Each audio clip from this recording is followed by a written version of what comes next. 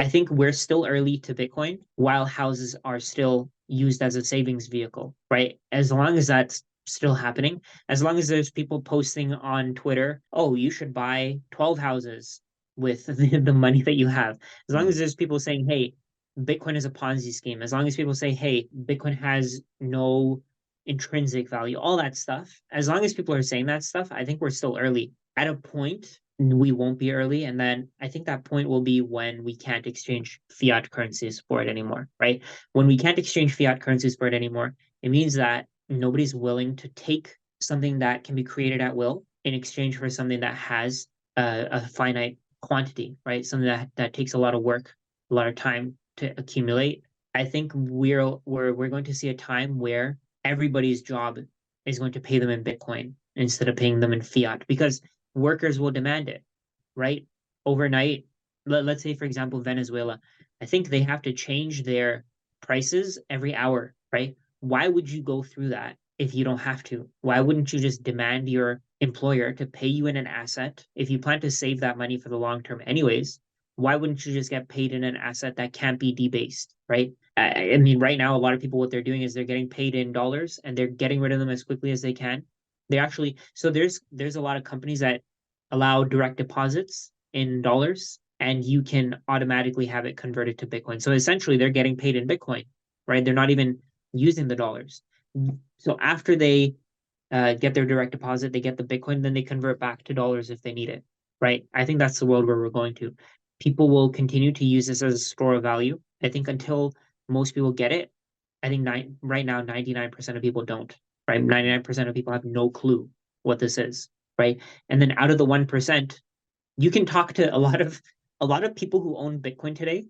They got in early. They got in when it was a few dollars. They got in when it was 10,000, 5,000, $1,000. They don't actually understand it, right? They actually plan to sell at 100,000. They plan to sell at 200,000. They plan to sell at 300,000. I think at those prices we're still very early, right? Once those people are shaken out is when we'll see real price appreciation. That's going to take some time. There's going to be people selling at 1 million, people selling at 10 million. I think the price there's no top, right? Because you can print dollars at will.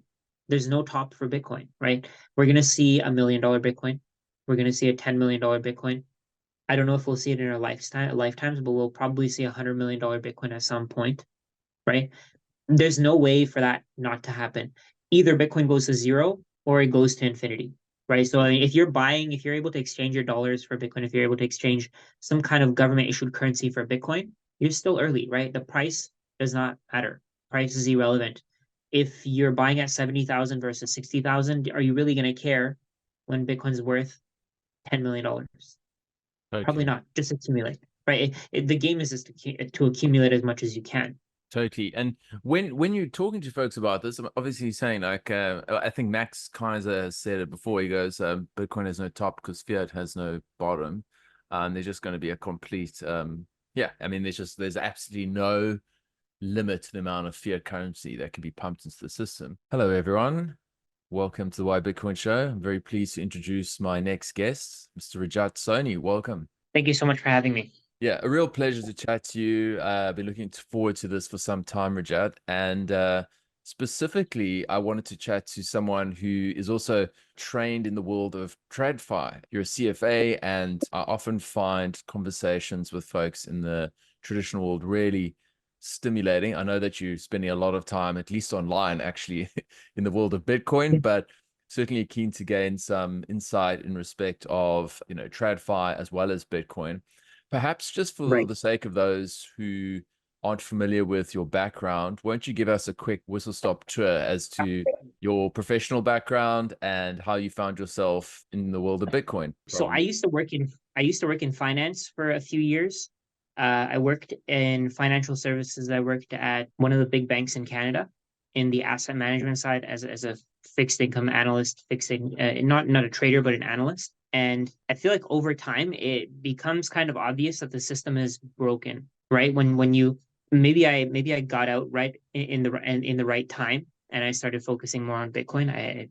But I feel like if you're in the system long enough, it's hard not to see that the system is broken, right? The financial system. So that kind of got me interested in Bitcoin, just figuring out why the system is broken, why things are the way they are. And Sorry, can over I time, touch of on that there, Rajat? When you say course, broken, would you mind just elaborating? In what sense did you feel it was perhaps not working as well as it was or should have been? oh yeah, for sure. So, I mean, if you think about it, the cost of everything has gone up, but our salaries haven't kept up. So, I mean, over time, a country is supposed to become more prosperous, right? There's supposed to be more prosperity, more people should be able to enjoy life without having to work because technology is supposed to be a way to make things easier, right? But today, I mean, all those technology gains, they're not going to individuals, they're going to executives who are buying three, four, five houses. They're going to the government, members of the government who are like Nancy Pelosi, for example. She's been making, I was looking at a stat today, she's making 20% per year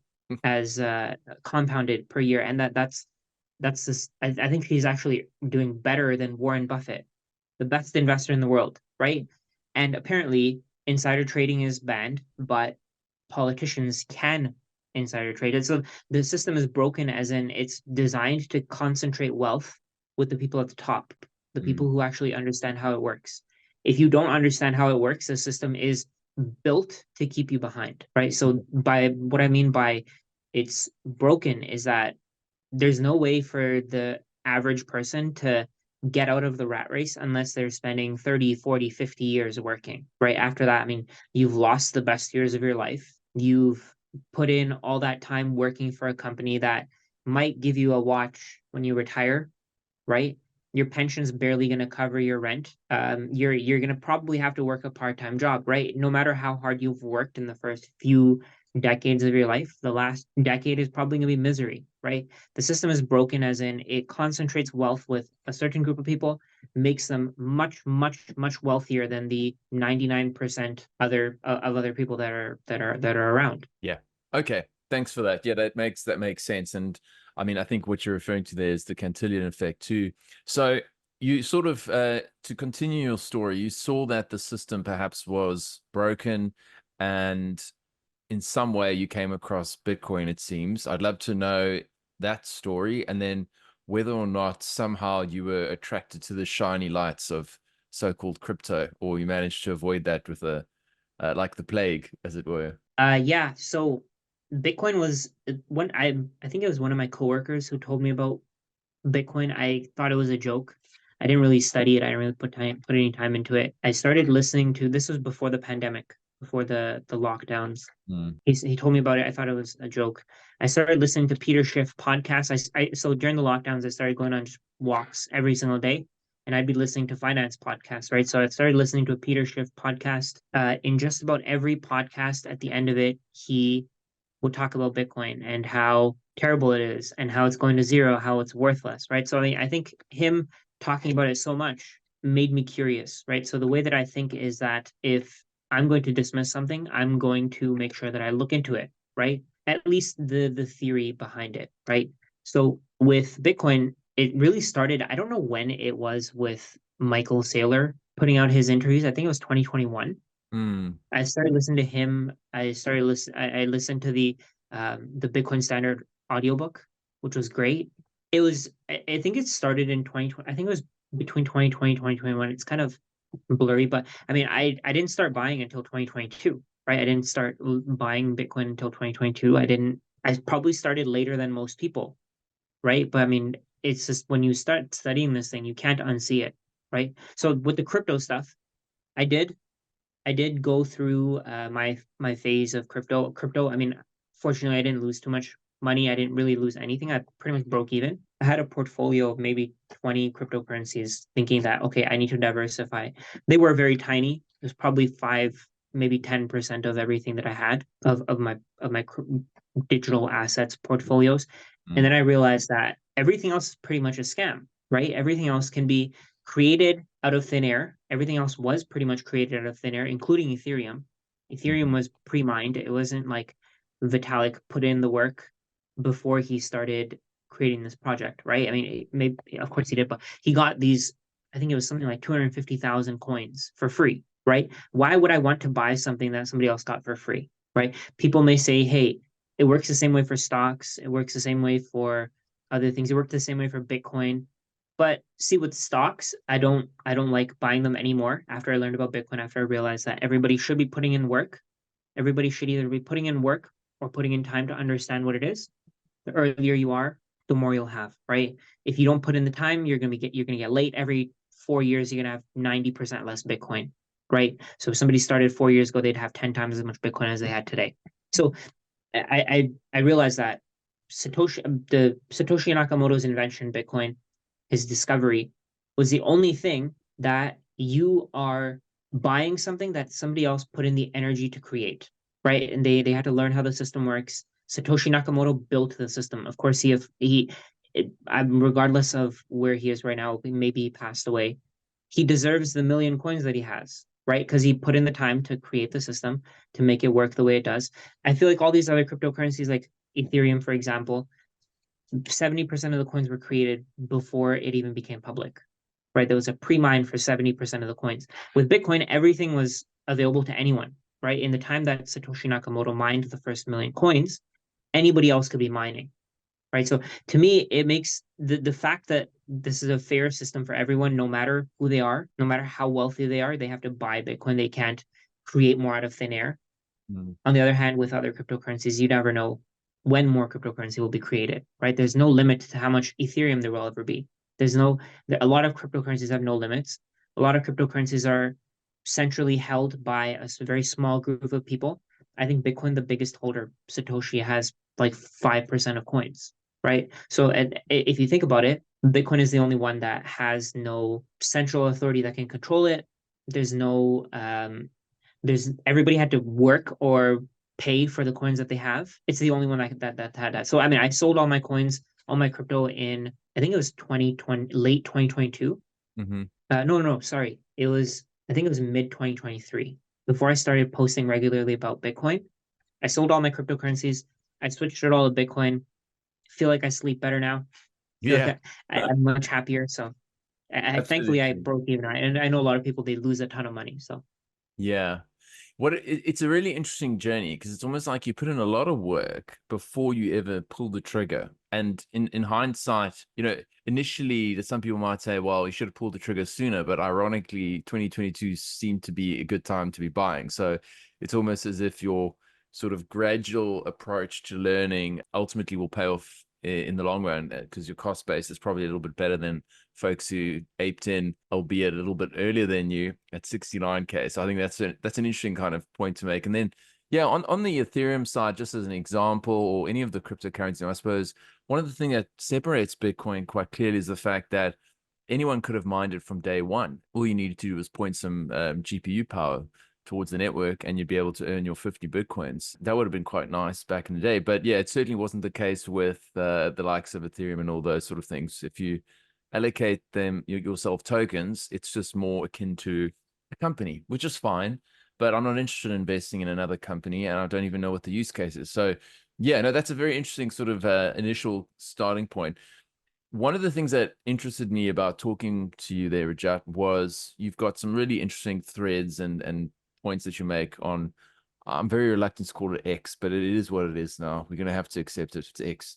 And you'll say, you talk about things like you're mad about capitalism, but it's actually not capitalism that's the problem, or you think everything's unfair, but it's actually fiat currency. So I'd love it if you could perhaps go through those two topics for me, just in terms of what is wrong with fiat currencies and how do you explain it to normies, and what is why capitalism is not the problem itself and there's something more to it than that. So fiat currencies are essentially just government issued currencies. They're currencies by decree, right? So let's say, so there's two forms of money that you can have. There's one that's called, I believe it's called representative money, which essentially represents value. It's not value, it represents value, right?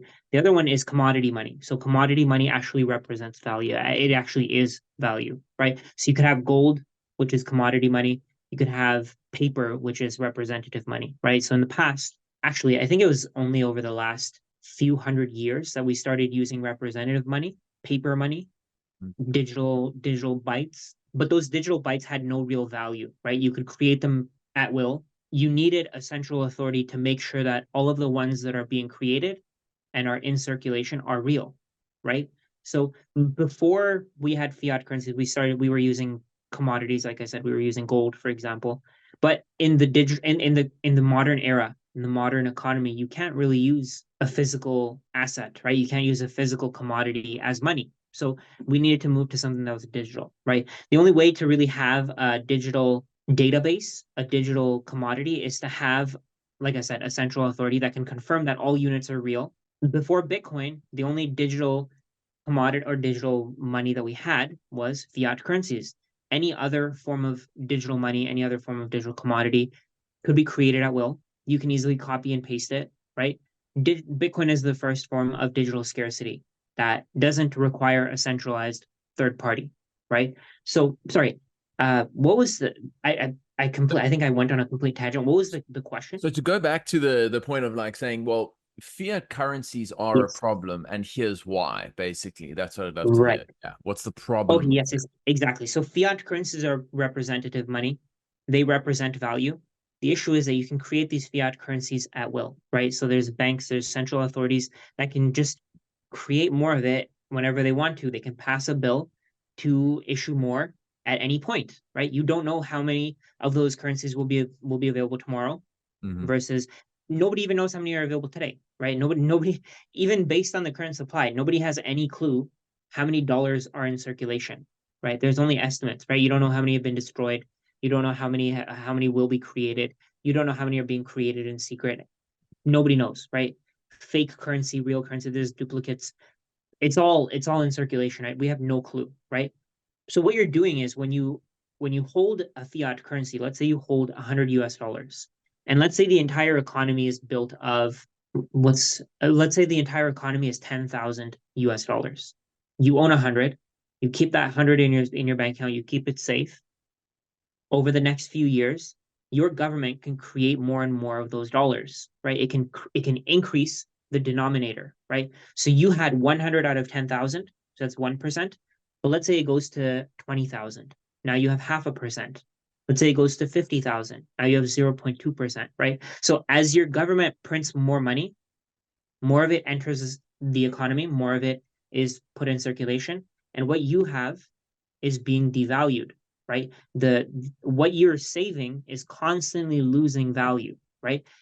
Governments print this money because they are saying that they're going to be supporting some random agenda, right? For example, they may be sending money to other countries, not political. I don't care about the political side of things. I don't care. I'm not trying to hurt anybody's feelings, but governments will continue to fund their allies, right? Regardless of how powerful they are. But they're going to do that at your expense. If you're saving fiat currencies, let's say, for example, you started with $100, 10,000 total circulation, they create another 10,000. Where does that 10,000 come from? It comes from savers, right? It comes from people who have saved in that currency. So if you have $100 out of that 10,000 and your government creates another 10,000, the value of what you have has decreased by 50%. So you're able to buy less with what you have than you were before, right? That's where inflation comes in. They're Mm. not going to just print 100% of the supply overnight. It's going to take time. They do it over time. Historically, they've been doing it at 10, 15%, right? But why wouldn't they? Why wouldn't they do that? Why wouldn't they continue to increase the supply? We're willing to accept the currency that they create out of thin air. We're willing to give our time, our life, in order to exchange for it, right? Where we give up our most finite asset, our life, in exchange for this paper. Why wouldn't they create it? It's basically an arbitrage opportunity for them, right? So over time, as they keep printing more, I think the U.S. funded Ukraine and Israel with like $250 billion over the last 2, 3 years, right? $250 billion. Where did that money come from? That money Mm. came from anyone who saves in dollars, right? It comes from people in other countries. It comes from American citizens. It comes from everybody who saves in dollars, right? And dollars are the world reserve currency. So over time, fiat currencies are literally designed to lose value over time, right? They're designed to keep decreasing in value. They're designed to keep giving you less for more. You have to give more and they'll give you less. You'll be able to buy less groceries. You'll be able to buy smaller houses, you'll be able to buy fewer books, a worse computer, right? Everything will get worse because the government will continue to print money and use it to fund their own agendas, right? So with Yeah. capitalism has nothing to do with this, right? That's the thing. People say, oh, capitalism is the reason why houses are going up in value. Capitalism is the reason why your expenses are going up. Capitalism is this, capitalism is that, right? But that's not true. Capitalism is just a way to distribute resources, right? It's just a way to distribute capital resources, right?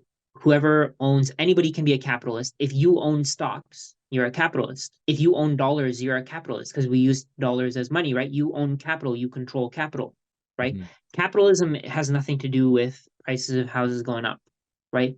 If your cost of living is going up, it's because fiat currencies are constantly being debased. Capitalism, if anything, would push more innovation. It would push more production of houses, right? I wouldn't be surprised if capitalism is the reason why 3D printed houses are common in the next 5 to 10 years, right? Capitalism pushes people to innovate so that they can make profits, so they can sell whatever innovation they built to the market and they can help as many people as possible, right? Capitalism has nothing to do with house prices going up. If anything, on a capitalist system, house prices would go down. Mm. And you know what? It reminds me of something you said earlier, which was like Nancy Pelosi and friends. It's not even capitalism that's the issue. It's the way that it's been manifested in today's society. So it's more akin to crony capitalism, and it really comes down to the corruption that's inherent in politics and lobbyists. That is what creates the impression, at the very least, from some people that capitalism is the actual problem. But the system itself tends to reward those who provide the most value.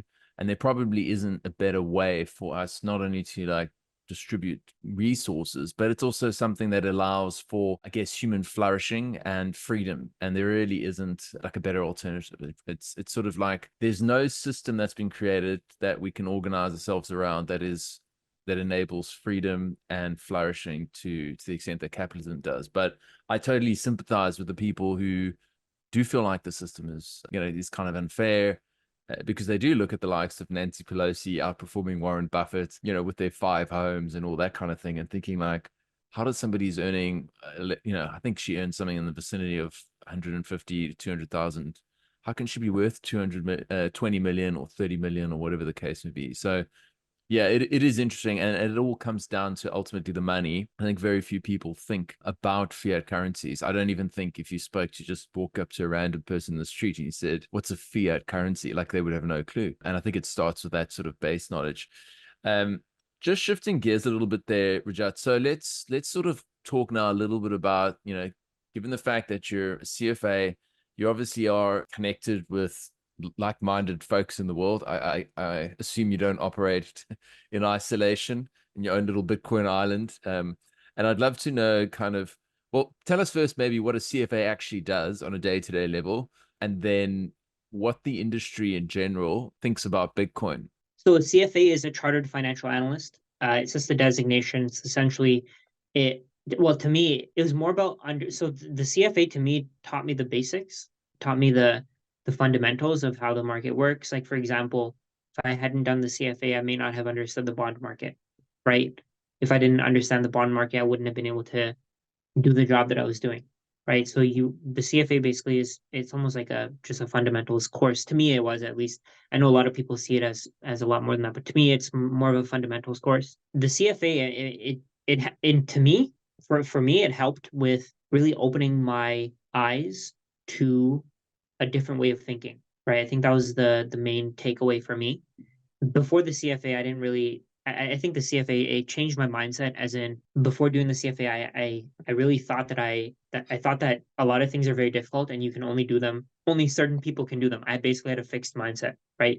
After completing the CFA, I realized if you put in the time, if you put in the work, you can understand anything, right? You can achieve whatever you want to, right? You can if you're willing to put in the time and the work, you're able to do it. So I mean that I think that carried on with Bitcoin. See, the thing with Bitcoin, when you first learn about it, when you first hear about it, I feel like it makes you ask more questions than you have answers, right?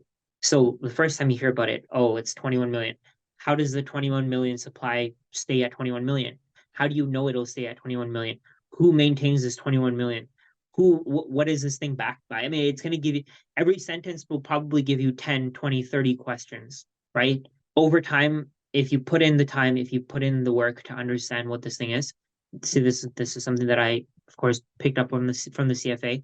Yeah. I put in the time, and now I understand it, right? I'm not an expert by any means, not at all. I'm always learning something new. I feel that there are a lot of topics that I don't quite understand, but I feel like I understand the basics well enough to be able to debunk a lot of the myths that people comment about, right? So in my industry, I think there's either people who really, really hate it. I don't know. I mean, I don't think it's intentional. I don't think they're trying to hurt people. I think it's because they don't understand it. And then there's other people who really, really like it because they understand it. They put in the time, right? They put in the work to get what it is, to see where it's going, to see how it's built, how it's designed. I mean, learning about Bitcoin was probably more intense than the CFA, right? I mean, I wouldn't be surprised if, because the only difference was that I genuinely enjoyed studying Bitcoin. CFA wasn't that fun. I mean, studying Bitcoin was all on my own time, right? I was Yeah. doing it while I was working. I was doing it while I was creating content for social media. I feel like a lot of people aren't willing to put in that time, right? They don't have the time to put in.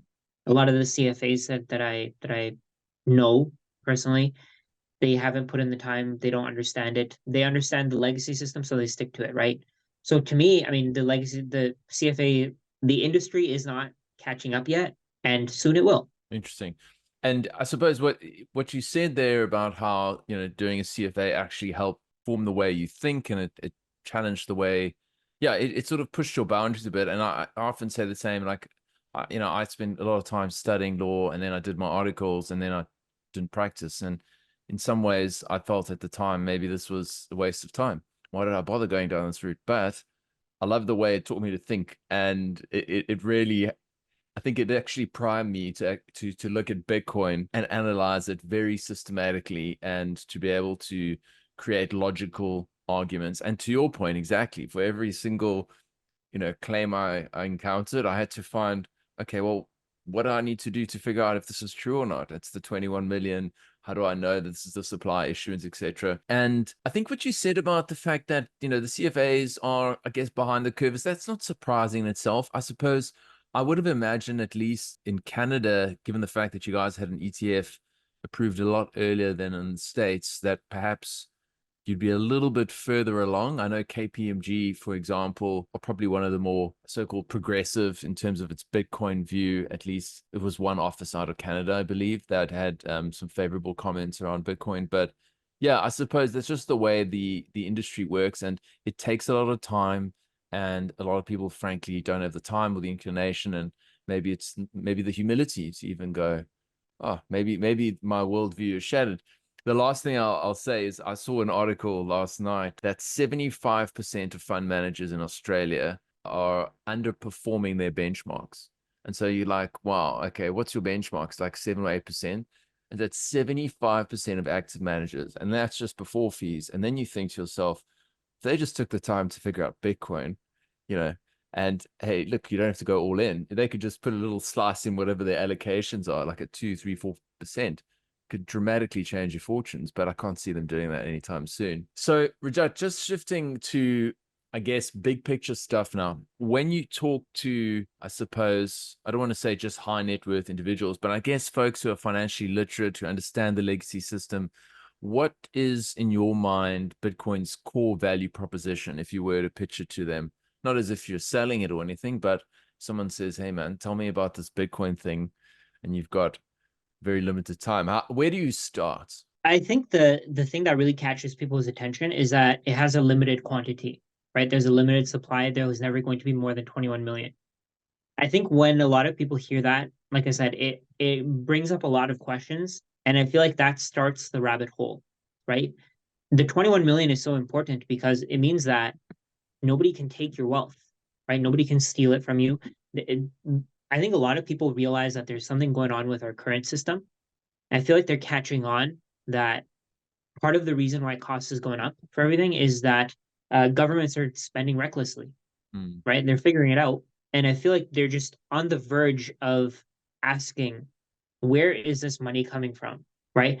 I think once they start asking that question, once they start asking who's funding all of this, who's paying for all of this, I think it's just you're on the fence about Bitcoin already, right? Once you see that, once you start asking that question, once you see that governments can just keep printing, they can keep borrowing as much as they want to, you're already on the path, right? So to me, I mean, in my opinion, I think people understand that scarcity is generally going to equal to increased value over time, right? Okay. I think most people get it. I think most people understand that because who hasn't played Pokemon or some video game or some game where they maybe there's tons of things that people have had in their childhood where because of scarcity it had value to them, right? I think that's the first part. First they see Bitcoin as a collectible item, then they see it as something that they can't live without, right? First you see it as a collectible item as in right now Mm. it's a store of value, right? Right now, it's a way to preserve your wealth for the future, right? Over time, it will turn into something that you use to spend on your daily life, right? You're going to be using it on the daily, right? At a point, that's going to be normal for people, right? But once that happens, the 21 million question is going to be so relevant because whoever owns whatever fraction of that 21 million is that's their wealth for the rest of their life, right? And when you tell them there's only 21 million, there's 8 billion people in the world. If you can get to one, or if you can get even to a fraction of one, you're gonna do very well. I think that usually catches people's attention, right? That's usually my elevator pitch, as I Yes. guess you can say, Okay. right? Yeah, that makes sense. It reminds me as you're talking of there was a it's in one of those Pump It Up songs. I'm sure you've probably enjoyed that Pump It Up song. And in between it's Charlie Munger and there's Warren Buffett and there's a former PayPal CEO or exec who he says, "Oh, my signature's very rare. I'm only gonna make 21 million. I'm only gonna make 21 million signatures. So what gives Bitcoin value?" And it's like, well, oh man, where do we begin with this sort of thing? Obviously, scarcity. There's lots of things, as I think Lynn Alden has said, that are even scarcer than gold, but it requires a whole lot of other factors in order for it to be considered like commodity money, and Bitcoin is like digital commodity money. So it's not just scarcity, but I think you're right in the sense that it's like it sort of gets your foot in the door in terms of saying like I tend to use the digital gold narrative, but it's scarcer than gold and it's better than gold, like gold with teleportable qualities. But yeah, I think that kind of gets people initially over the first hump. Do you find that traditional finance people also tend to equate it with like a high risk tech stock? They just struggle to see it as something completely different. So I'm actually writing. I'm just backtrack a bit. I'm writing a paper on I guess the characteristics for entry for a commodity to become money. I'm writing a paper on that. I Mm. actually feel like that's a really deep rabbit hole to walk into. It goes a lot deeper than people think, right? People think, oh, scarcity, that's the only reason why Bitcoin's valuable. No, it's not. There's a lot more to it. I think that's going to be something that people are going to figure out over time. What I was going to go to next kind of is okay, well, once somebody's now through the door, um, Yes. and they might say, well, it doesn't feel like as good an opportunity as it was before. And sure, I mean, I would have loved to have bought it at 3 grand or 3.5 grand in 2020 and just gone all in. That would have been great. Probably might not even Mhm. have a podcast, frankly. Might have purchased an island somewhere, but Yeah. um but they feel like it's very late and they think, well, it's not like how big can this thing really get? So tell us like what your views are in relation to, I guess, Bitcoin's total addressable market, how you have those conversations and yeah, where you see this going. Because I tend to just say, hey, like we're just getting started. But yeah, I'd love to get your take.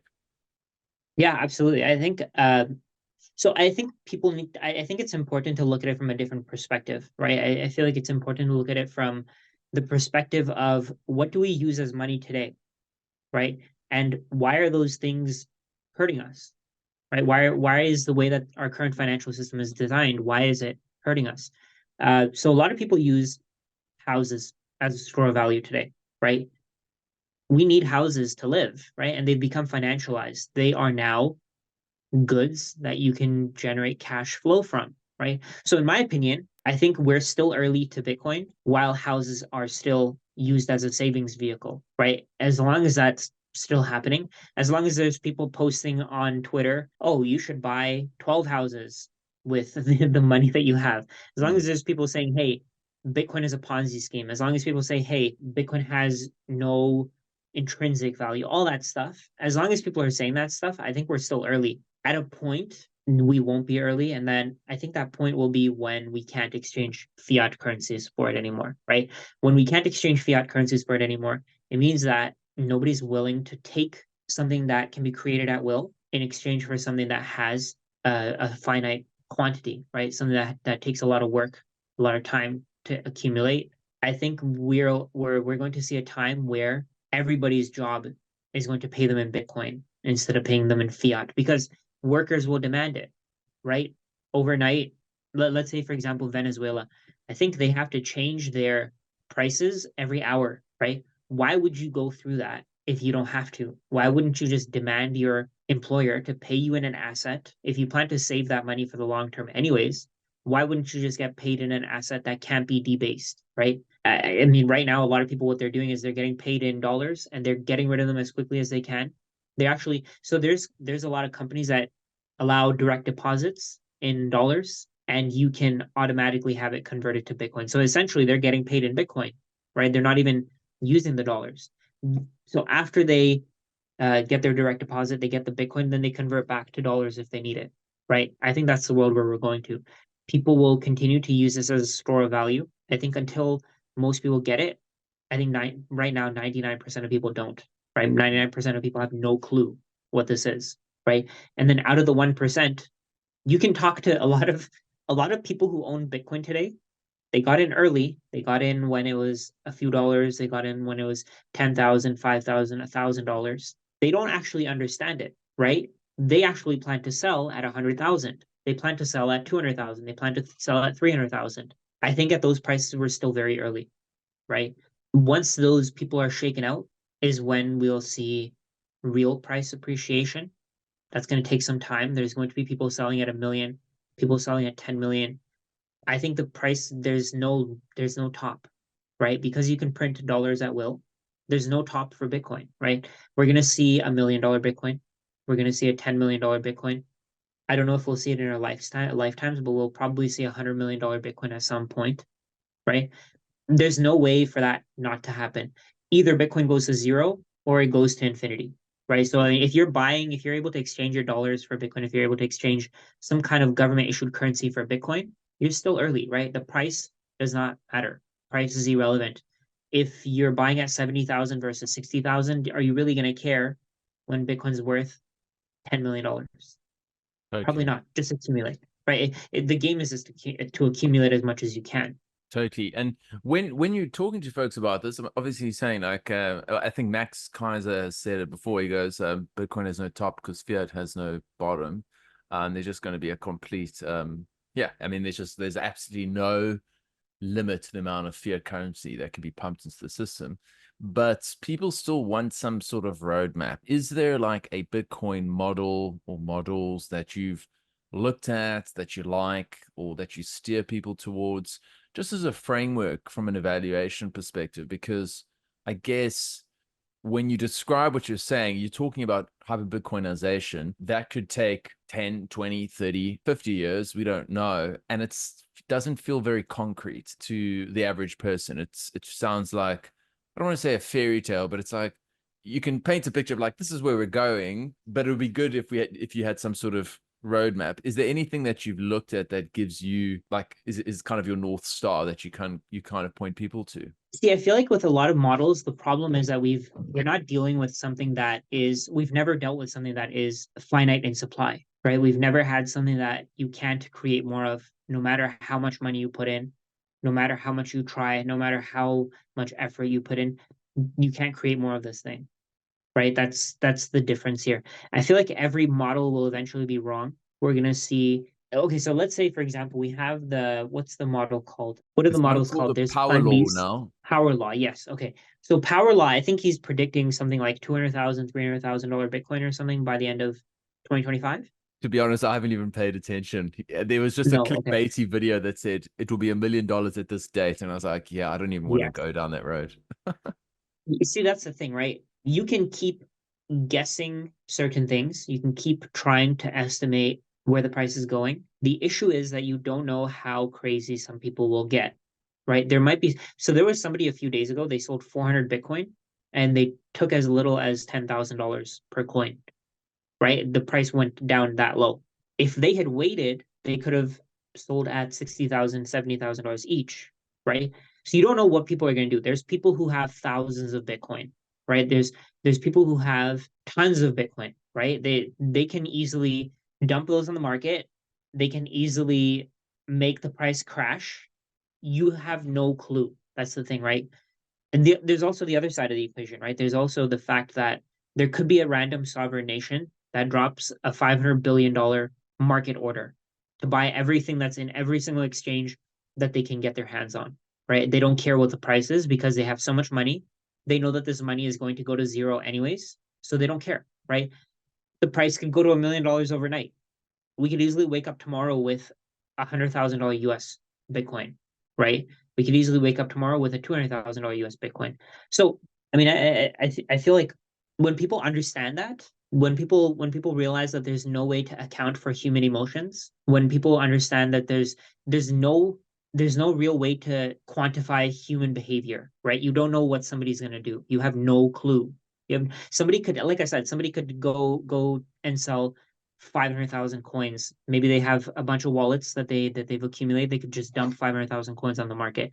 Nobody knows if Satoshi Nakamoto wallets are going to come back to life. Nobody has Mhm. any idea about any of that, right? So all these models, maybe they work, maybe they don't. I think every single one is going to eventually fail. I don't generally tell people to look at models. All I say is there's a finite quantity, buy some, wait 10 years, and you'll be happy. Simple as, hey. Yeah, it's so interesting because you take into account the fact that there's just so many variables. It's almost impossible to say because you could easily see one of these petrodollar nations just put a massive buy order, and the next day you wake up and you're like, my God, what just happened here? And Yeah. I think they're figuring it out. That's the funny thing. I think they're the ones who are going to be the first movers. I mean, we do know Bitcoin is money for enemies. It's obviously going to be adopted by the likes of North Korea and Iran, but equally, Western nations, Gulf states, all these kind of countries, they're going to get involved in some or other capacity, whether it's mining or whether it's buying. I mean, it sounds like such a no-brainer in some ways to just print a lot of your own currency and go and buy a ton of Bitcoin, Yeah. even just as a small hedge. But yeah, I tend to agree with you. I sort of naively follow the stock to flow model, and I think it was hopium more than anything else. And as I become a little bit more weathered some years later after the bear market, I kind of have learned that pretty much all the models are broken. And yeah, it's fun. You can have a look at them and see where things are and compare. But yeah, I agree with you. Your assessment's pretty spot on there. When you're talking to ordinary folks now about buying Bitcoin, they are increasingly able to, there's a couple different options now. Obviously, it's become the top of funnel has changed. We now see there's obviously the ETFs.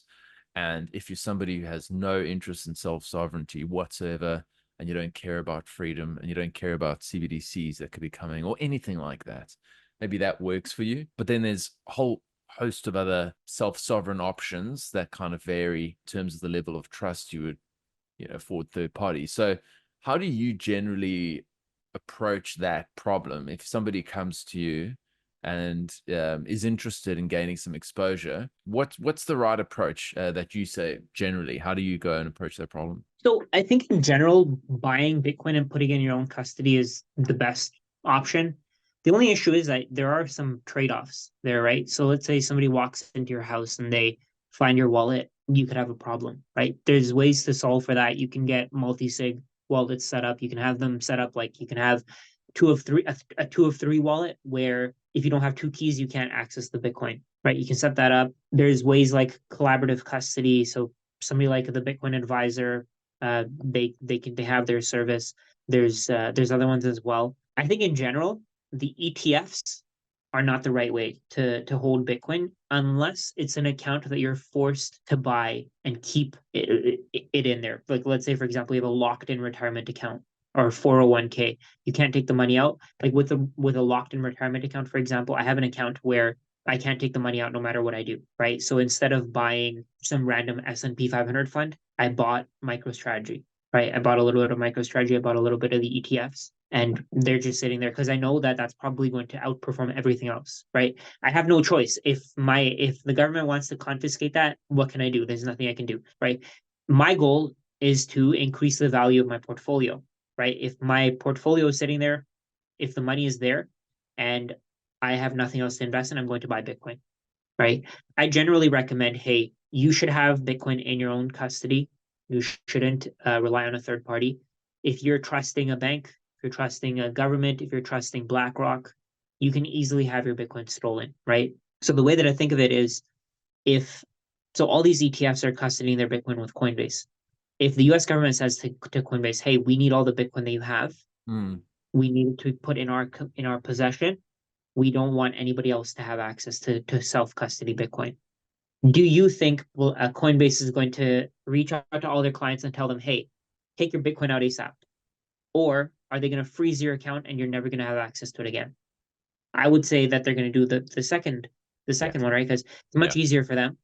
Why would they want to reach out to you? Why wouldn't they want to appease the US government unless they're willing to change to a different country, right? Unless they're willing to move everything to a different country, they can easily do that. But I mean, how do you know you're not going to get rug pulled, right? You have no clue, right? That's what the ETFs have that problem. So having it in self custody, there are always somebody said this to me. There's no perfect solution with Bitcoin. There's only trade-offs, which absolutely makes sense, right? You can put in the time to study how Bitcoin works, and you can put in your own self custody. You can find a way to keep it in your own possession, or you can trust somebody else, right? Trusting somebody else, of course, means that you have less liability, but at the end of the day, you could have more liability when your Bitcoin is taken from you, right? Nobody thought FTX was going to collapse. Nobody thought Mount Gox was going to collapse. I wasn't around at that time when Mount Gox collapsed. I Mm. wasn't following the Bitcoin space, Bitcoin in general. But I mean, there's a lot of things that are going to happen that are completely unexpected, right? For all we know, one of these ETF funds, the one of the ETF providers may be doing something wrong on the back end, right? We have no clue. We have no way to see it. There's not much transparency. There are some a couple of the ETFs have their ETF their wallets made public. Yeah. ARKB and Bitwise, Arc and Bitwise. Hmm. They have theirs public, but the other ones you have no clue, right? So I mean, I think the best way to do it, self custody. If you want multi-sig, if you want collaborative custody, those are the three ways. ETFs are fine if you have a locked-in account. Yeah. Otherwise, no E. Yeah, I would tend to agree with that assessment, given the fact that also that 90% of the ETFs are holding their Bitcoin with Coinbase. I think that represents a pretty dramatic centralization risk. And then you consider the fact that Coinbase is currently being sued by the SEC for selling unregistered securities, and you think to yourself, do you really want these guys holding your coin? I'd say no. If I was going to buy an ETF, it would be with Fidelity or BitGo. Other than that, I think those are the only two that actually custody their own Bitcoin. The rest are all with Coinbase. But in general, Yeah. I don't see the See, point. Yeah, even then with Coinbase, they've sold so many coins, right? What if they get fined per transaction? How do you know that? Like, how do you know where it ends, right? How do you know how big the yeah, fine is going to be? How do you know they'll be able to handle it, absolutely. right? It's very difficult to say. And I chatted to Joe Colasari last week, and I was like, what a strange circumstance like that we land ourselves in, where we've got the a company that was approved to list for selling shitcoins on on the Nasdaq to now be sued by the regulator that approved for it to be listed for selling shitcoins. And he's like, well, that's just the way they work. They got these different divisions, and as long as your paperwork's in order. But it's a strange one. And I totally agree with your assessment there, in the sense that if it's a specific account that you can't actually custody physical Bitcoin, then that would be my next bet. I mean, here in Australia, we're fortunate that we have things called SMSF, self-managed super funds, and that's going to be the easiest way for you to get access to Bitcoin. And you can actually take physical custody of it. You could buy art, you can buy gold, you can buy whiskey and wine, whatever the hell you want. That's the only way people can do it in this country. There's no funds that have any allocation to Bitcoin, and there's no other way for you to do it. So from that perspective, it makes sense what you're saying. In rounding out today, I suppose the one question I'd love to sort of ask is, looking ahead, we've got the halving coming up, and I don't even know how many days. I think it's like 18 days or something like that now, or 17 days. We've got that coming up. Is there anything that you're expecting this year, or you're looking forward to this year, or anything this year that perhaps is not quite as well thought of, or people don't necessarily talk that much about? Is there something you're looking forward to or cautious about, or? I'd say it's over the next few years. I'm really excited to see real estate house values going below one Bitcoin. I feel like that would Yeah. be awesome. I feel like that's going to blow a lot of people's minds, right? Because a lot of people, they're just buying real estate. So today there's one account on Twitter that has something like 30 properties. Their portfolio is worth like $2 million. So today they'd be able to buy what, 30 Bitcoin? Mm. Is that 30, maybe 25 Bitcoin? I think within 5 years, they're not going to be able to even buy three. Wow. So like that's going to be very interesting. To me, that's going to be insane, right? Because people are seeing the value of their savings just get destroyed, right? It's not, I don't want people to be ruined. Real estate investors are a very small minority. Everybody else is suffering because of the fact that real estate is used as a financial asset, right? So to me, it's going to be really exciting seeing people who have saved Bitcoin. I know a lot of people who bought 3, 4, 5 Bitcoin, and they're waiting for Bitcoin to drop to one or less, half a Bitcoin, or sorry, a house to drop to one half 0.25 Bitcoin. I think it's to their benefit, right? I think the majority will benefit when real estate is no longer a financial asset. It's no longer profitable to hold. And I think after that one, once it drops below that one, is when I've seen this phrase, we cross the chasm. I think that's Mm. where it drops to 0.25, then 0.1, then 0.01, then 0.001, right? It's gonna happen, right? I don't know how long it'll take, but eventually houses are not going to be held by real estate investors. They're going to be owner occupied rather than renter occupied, right? In Canada, for example, I think it was Ontario, something like 40% of houses are owned by 20% of people, right? So, and that stat to me is just absolutely insane because people can barely afford to pay rent. And the people who own these houses are easily able to just increase their rent whenever they want to by threatening you with homelessness, right? And to me, that's corrupt. That is extremely corrupt. And I feel like they're not real estate investing isn't really adding value to the economy. So to me, that's gonna be really exciting. Just completely off topic, No, completely that's tangent, totally on completely different topic. tangent. Yeah, Yeah, yeah. it's But to brilliant. me, that's gonna be really exciting, right? I think I'm gonna love to see that happen. I'm gonna post about it regularly. I'm gonna post about it constantly, and I've been doing that already. I Yes. love ragging on the real estate people just because it's super fun. They get a little annoyed, but I mean, I think it opens their mind. It opens their eyes, right? I know a lot of people who really, really wanted to just stick to real estate, and from my posts, they've gotten an allocation to Bitcoin. Totally. And that must be very rewarding. And I think, Yeah. one of the things I've spent the last 10 years doing also is working in real estate, commercial real estate, though, which obviously has been a bit of a disaster. And I actually did a solo episode a few weeks ago on basically real estate and sort of the pros and cons. And the cons are so long that it just makes me go, I see the reason for owning your primary residence, but I don't see the case for investing in properties, just from an investment perspective, just on a risk adjusted basis. There's just so much drama. You've got tenants, you've got maintenance, you've got all these other things. And it's, just from on a returns basis alone, makes no sense. There's a lot of parallels between Canada, Australia, and New Zealand in terms of our house prices being completely out of whack with ordinary people's salaries. I mean, it literally is just clickbait here. You can click on any single day. You can go and click on an article that will say something along the lines of, this is how long you have to work in order to save a deposit in this home. I mean, a deposit in this city. Like in Sydney, the median house price I think is 1.6 million, which means that in order for you to get a 20% down payment, I saw a figure yesterday, like your household income needs to be something like 260 or 280,000 Aussie. That's nowhere near, that's like more than double the average, the sort of family household income or something like that. We're just looking at numbers that don't make sense anymore.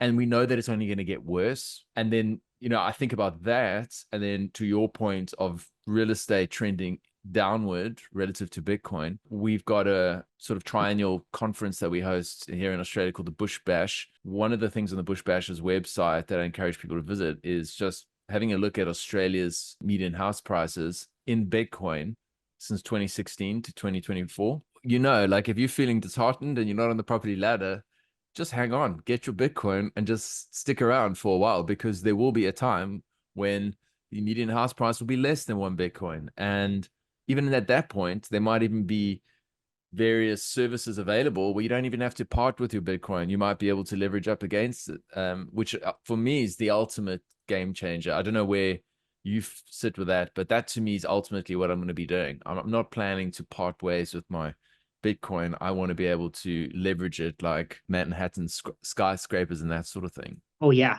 absolutely. I feel like there's a risk there. You can get liquidated. Yeah. But I was listening to a Mark Moss podcast yesterday where he was saying how he did it.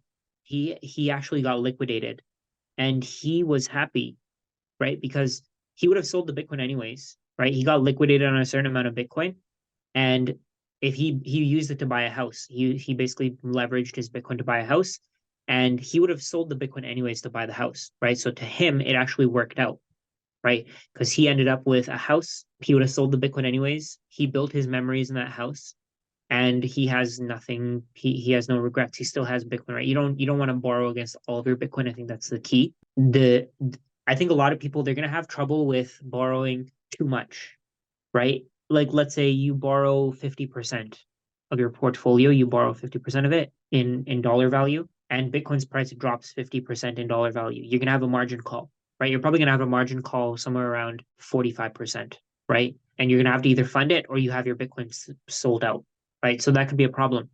I think the best way to do it is wait for a bit. Like you were saying, there's gonna be better ways to borrow money in the future. I think there's gonna be locked in, like you have a mortgage where it's locked in. Governments are itching to expand the legacy financial system, right? And Bitcoin works really well for that.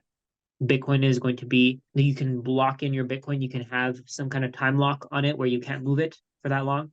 Mm-hmm. And unless you've paid off your debt, you don't get the Bitcoin back, right? There could be ways to do that. I don't know how it'll work. I'm not going to speculate on what it's going to be, but I think I agree with you. I would love to borrow against my Bitcoin. I think selling your Bitcoin is, it also has its benefits though, because you're redistributing. Anybody who's bought Bitcoin now has a significant amount more than people will have 10, 15, 20 years from now, right? So if you're selling a little bit of it, at least you're redistributing. Somebody who bought it, somebody who owned a house, you're buying their house with something that is actually worth something, right? So you're trading value for value, right? Yeah. I like that idea more. I don't like the idea of borrowing fiat, paying in fiat, because the fiat has no worth. It has no wealth. It's not worth anything. It has no value, right? It's worthless. It's literally worthless. It's just pieces of paper, right? So, I mean, I personally don't like the idea of leverage. Maybe I'll change. Maybe my mind will change over time. Yeah. I think supporting the economy is really important as well. As more people, so let's say, for example, you buy a house, you give 0.1 Bitcoin to this person, and in 5 years, they're able to buy 5 houses, right? They're happy. They continue to support Bitcoin. They continue to want more of it. They see the benefits of it. They see where this can go. And the world is a better place, right? You borrow, Mm. you're basically just expanding fiat. You're making it more powerful. You're relying on a third party. Your assets can be sold. I think it can go either way. It's a double-edged sword, right? It can be positive, it can be negative. I guess we're gonna have to really reassess when it actually happens, right? The ways that it's available for us to borrow. I think we're gonna have to reassess when that comes up. So Yeah, I agree. And certainly in the sense that there are trade-offs. So it's a common thing we've said on the show so many times, no solutions, only trade-offs. And yeah, on the one hand, I do want to just sort of never sell the Bitcoin and just borrow fiat in perpetuity. On the other hand, there is also the idea of being able to redistribute. And if we move towards a Bitcoin-only world, sooner than I think it's possible, then that might be the only way. People are not going to want dual fiat. But Yeah, it's such an interesting topic, and I think that's something that I'd love to just leave the listeners with is that yeah, the real estate piece. I think that's a really unique one, and I look forward to revisiting your comments in the years to come because I think they're going to prove to be quite prescient in the sense that I'm very confident that and let's just give it a reasonable timeline. Let's say 4 or 5 years from now, we could be in a position where it might only take a handful of Bitcoin to for the median house price here in Australia, which would be tremendous. And I Yeah. think it offers so much hope to people who just feel like, what the hell's going on? I don't know how I'm going to compete here. It's been really great chatting. I actually could chat about real estate for another hour because it's one of my favorite things. But people have heard me rant enough about it. Really appreciate your time. Is there anywhere you'd like to point the listeners in terms of the work you do? Yeah, of course. I have a newsletter, rajatsonifinance.com. I post on Twitter, I post on Instagram. I appreciate you having me on here, man. I just like talking to Bitcoiners. I feel like every conversation I have with a Bitcoiner has added value to my knowledge. So Likewise. It's the best thing about my day. It's like kind of when I get a chance to chat to Bitcoiners, I've always got a little bit of a pep in my step. And the worst conversation with a Bitcoin is better than the average conversation I have. So yeah, that's just kind of how I feel it's about true. it. Yeah, awesome. Great Well, thank you point. so much. Really appreciate your time, as I say. And yeah, I look forward to seeing how your words about real estate turn out. Thank you for coming on. Absolutely.